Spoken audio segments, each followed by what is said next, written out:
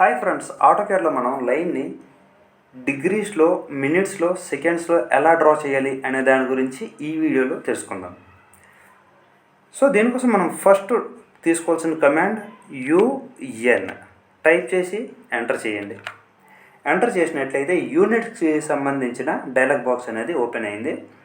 So ఎక్కడ చూసినట్లయితే యాంగిల్లో మీరు ఇక్కడ డ్రాప్ డౌన్ చేయండి. డెసిమల్ డిగ్రీస్లో డ్రాప్ డౌన్ చేసి డిగ్రీస్ మినిట్ సెకండ్పై క్లిక్ చేసుకోండి. అలానే సెకండ్ డ్రాప్ డౌన్లో చూసుకున్నట్లయితే ఇక్కడ మీరు డిగ్రీస్ మినిట్ సెకండ్స్పై క్లిక్ చేసుకోండి. ఓకే. సో ఇప్పుడు ఒక లైన్ని తీసుకొని ఈ విధంగా ఒక బేస్ లైన్ని డ్రా చేస్తున్నా. ఎంటర్ చేసా.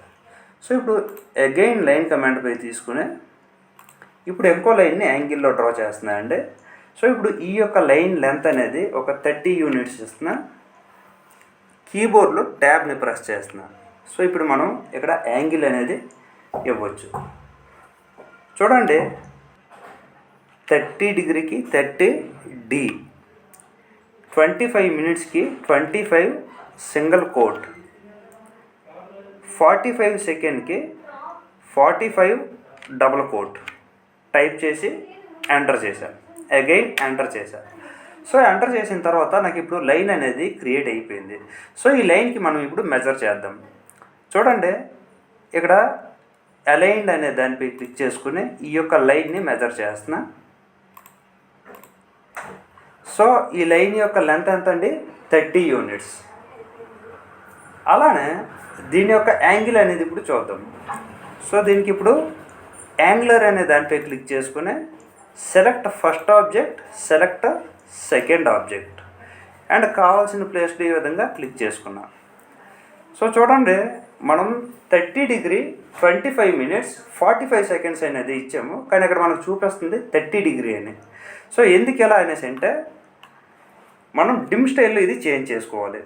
సో దీనికోసం కమాండ్ వచ్చి డి టైప్ చేసి ఎంటర్ చేయండి. ఎంటర్ చేసి అక్కడ మోడిఫైపై క్లిక్ చేయండి.